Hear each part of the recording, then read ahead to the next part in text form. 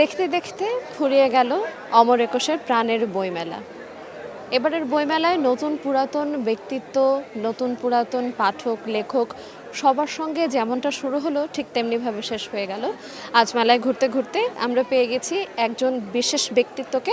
চলুন তার সঙ্গে কথা বলা যাক। তাকে আমরা মেলায় পেয়েছি আজ লেখক হিসেবে, যদিও ব্যক্তি জীবনে তিনি অভিনেতা হিসেবে কাজ করছেন।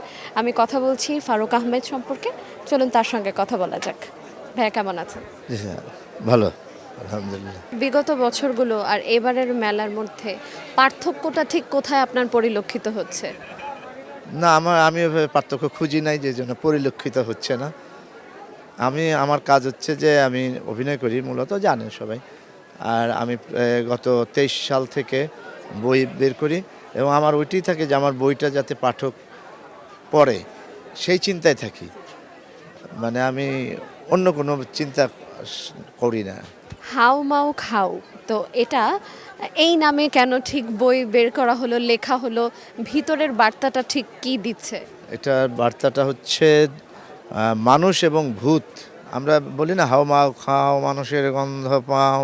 এটা রূপক অর্থে আসলে নাটকটা, এমনি পড়লে বাচ্চারাও মজা পাবে, কিন্তু এটার ভিতরের নিহিত গল্পটা হচ্ছে যে মানুষ এবং ভূত। মানুষের ভিতরেও ভূত বাস করে। মানুষের ভিতরে যে খারাপ বিষয়গুলো, ওই জিনিসটা আমি রূপকভাবে এখানে উপস্থাপন করে প্রকাশ করার চেষ্টা করেছি। এটি কি আপনার প্রথম প্রকাশিত বই নাকি আপনি আরও লিখেছেন? আমি 2023 সাল থেকে বের করি, তখন বের হয়েছিল স্মৃতিতে হুমায়ুন আহমেদ, কিংবদন্তি প্রকাশনীতে আছে ওটা। এটা তো মিজান পাবলিশার্স, এখানের থেকে এটা বের করেছি এবার প্রথম। আর তারপরে বের করেছিলাম ওইখানে স্মৃতিতে হুমায়ুন আহমেদ আর ভাঙা চশমা, দুইটা বই। একটা স্মৃতিতে মানে একটা কিংবদন্তি, আর ভাঙা চশমাতে হচ্ছে সপ্তর্ষি প্রকাশনী। তারপরে 24 আমি বের করিনি, কিন্তু আমি মেলায় ছিলাম। স্মৃতিতে হুমায়ুন আহমেদ খুব বিক্রি হচ্ছিল। আর এবার বের করেছি আমি আমার না বলা কথা, আমার জীবনের আনন্দ, বেদনা, দুঃখ, হতাশা, অপমান সব নিয়ে আমি স্পষ্টভাবে বলেছি। ওটা কিংবদন্তিতে, আর হাউ মাউ খাও এখানে মিজান পাবলিশার্স। উপভোগ্য কোনটি বেশি মনে হচ্ছে, অভিনয়টা নাকি লেখনীটা? আমি সব উপভোগ করি। আমার জীবনে আমি যেই জিনিস মানে উপভোগ করি না বা ভালো লাগে না, সে কাজ আমি করি না। আর এটা তো মাপার তো কোনো পালা পাথর নেই যে আসলে আমি কী উপভোগ বেশি করি।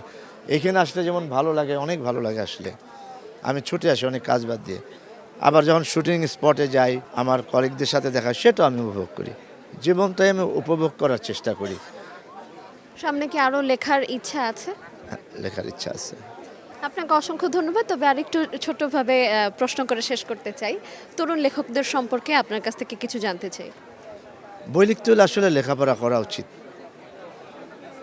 লিখতে হলে অনেক পড়তে হয়, অনেক অনেক জানতে হয়, তাহলে অনেক নতুন নতুন আইডিয়া জন্ম নেয়।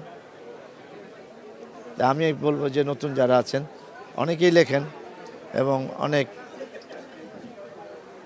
নতুন নতুন লেখক আসছে। আগে যেমন অনেক পড়াশোনা করে তো পাঠকরাও পড়াশোনা করতেন, এখন ওই হুজুগে কিনা আমার বই যেমন মানে বিক্রি হয়। বেসিক্যালি আমি যেহেতু আমি পরিচিত, সেই জন্য বিক্রি হয়। কিন্তু অনেক আমার চেয়ে অনেক ভালো লেখক আছে যাদের বই আমার চেয়ে কম বিক্রি হয়। এটা আমি চাই না। আমি চাই যে প্রকৃত লেখকদের বই বিক্রি হোক, আমারটাও হোক, কিন্তু প্রকৃত লেখকদের বই যেন অনেক বিক্রি হয়, তাহলে আমার ভালো লাগবে অনেক। আপনাকে অসংখ্য ধন্যবাদ আমাদেরকে সময় দেওয়ার জন্য। আমরা কথা বলছিলাম বিশেষ এক ব্যক্তিত্ব ফারুক আহমেদের সঙ্গে। এভাবেই দেখতে দেখতে শেষ হয়ে গেল এবারের বইমেলা। আজ এই পর্যন্তই, হয়তো আবারও দেখা হয়ে যাবে নতুন বছরের নতুন বইমেলায়। আজ এই পর্যন্তই। ততক্ষণ পর্যন্ত ভালো থাকবেন, সুস্থ থাকবেন, সঙ্গে থাকুন সময়ের।